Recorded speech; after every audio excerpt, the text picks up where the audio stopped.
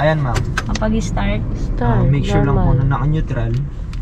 Hindi po mag-start yan ma'am hanggat hindi tinatapakan si brake. okay. So brake, start. Then aircon. Parang yung sa auto start lang yung brake tapos yung ano niya lang. Tapos ma'am, safety features din po niya. Hindi siya mag-shift hanggat hindi tinatapakan si brake. So once na for example neutral, nag-drive kayo, lilitaw po yung parang pedal ng brake. Dapat so apakan po natin, ibalik lang sa neutral, and then pasok sa shift na gusto nyo. Para umandar. Para umandar po. Handbrake, okay. Sige nga, try mo andarin kuya. Parang ano lang po, neutral handbrake, release lang po muna ng handbrake, maaalis yung sensor doon, and then drive. Tapos release lang po ng brake, under.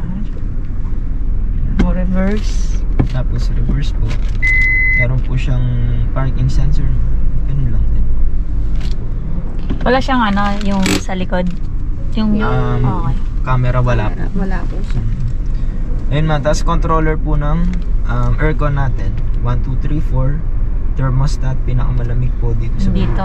Oo, baka ano mahal. Tapos defogger po, once na may May fog po dito sa harapan. Pindutin lang po natin si defogger. Dito. Para maalis yung Sa likod din. Sa harap lang po siya. Akala ko sa likod yung ano. And then make sure lang po na laging nakasindi yung ilaw ni AC ma'am. Kasi once na nakapatay po yan, iinit po siya, hangin lang po yung lumalabas.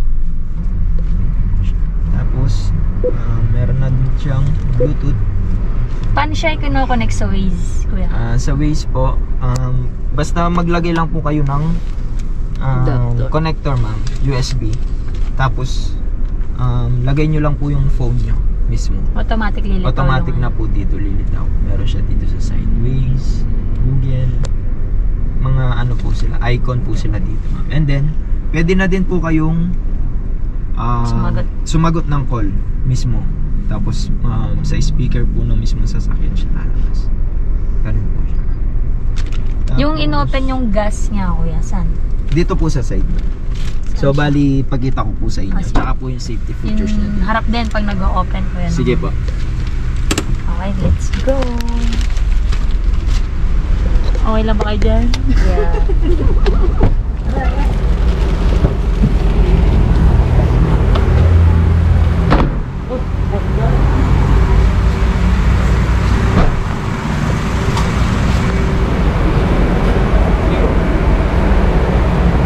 Other side naman po, ito po yung Ayun pala may adjustable ng side mirror natin. Left, tapos galaw lang po. Right, galaw lang. Tapos ratio po sa left. Ito yung auto stop system nyo na. Oo nga pala, paano pala yan? Bali once po na nasa traffic kayo, nakatapak kayo sa brake, kusa pong mamamatay yung makina natin. Tapos pagka-release po ng brake natin ma'am, sisindi na po yung makina ulit. And then kung ayaw nyo naman po yun, pindutin lang po si A-off. A-off, nilitaw siya sa dashboard. Oo nga pala, pag kunwari stoplight, naka-neutral ka lang. Apo, neutral lang po. Tapos paano siya mag-stop automatic? Automatic ma'am, basta nakatapak po kayo sa brake. Pero pag naka-off, pag naka-off, hindi po siya gagana. Yung iba po kasing client tayo, ino-off nila. ino-off nila. So make sure lang po na laging ino-off kasi ito saan po yan? nagre-reset po siya ma'am. Ito ma'am, stability control po. Bali, lilitaw po yan once na madulas yung kalsada. Hindi po ibig sabihin na flat kayo or may problema tayo sa gulong. Pag po lumabas yan ma'am, bali madulas yung kalsada or biglang liko, ini-stable niya yung wheel nyo para mas maging stable siya sa daan. Parang kontra skid po. Ganun po siya.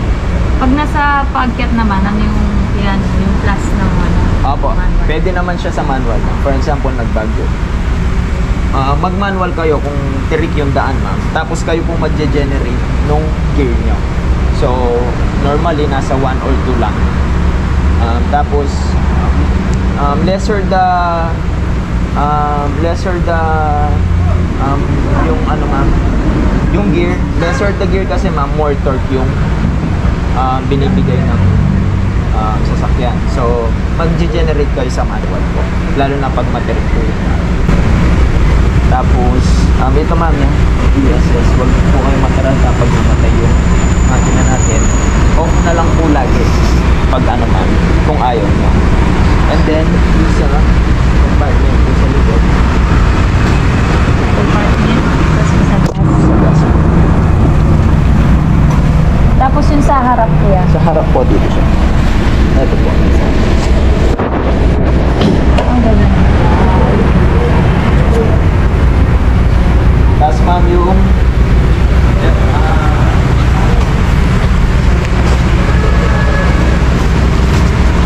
Ay, may free TV ka. early warning device po. Early warning device. Ito, importante po to. Huwag nyo pong aalis yan. Lalo na pag nagpaparegister tayo sa LTO ma'am. Or pag nasisiraan po tayo. Yung parang triangle po. Pag wala kasing ganyan, baka mahuli. Kaya importanteng laging na. Yung gulong. Yung Nandyan. spare tire po nandito. Ay, hindi na yung katulad ng mags mo. Hindi na po siya. Tapos ma'am, pag marami pong gamit or long sasakyan, for example, Paano pala pinapod? Napapod? napapol po siya. Bumili kayo or marami po groceries.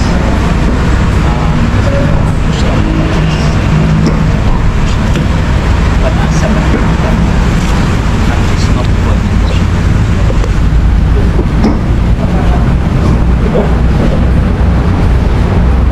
Question. Question mark. Tapos sir, ma'am, kung mapapansin niyo po, pag nag-reverse kayo, isa lang yung ilaw ng reverse natin. Bali, sa concept po ng ano, European concept po kasi si Espresso. So isa lang po talaga yung bulb niya. Okay. Pero may abang naman po siya dito. So nasa inyo po. Nag-reverse. Opo. Tingnan niyo ma'am. Sige po.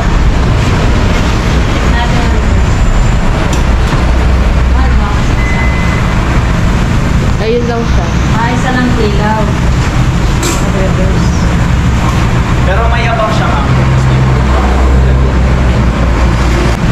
Pwede daw kalagyan kung gusto mo. Ano yung hangin ng gulong yan, kuya?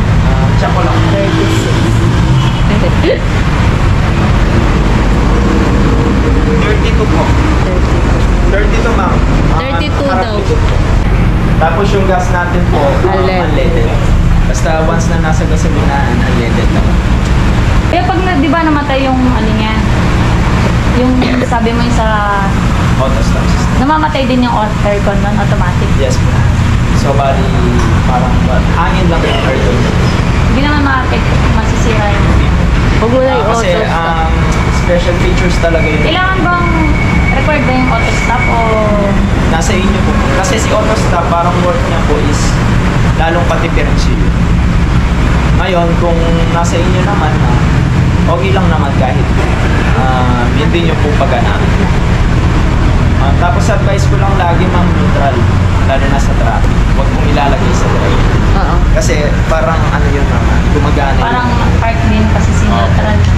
Neutral. Neutral lang. Lagi nyo na lang po sa ayaw. Okay.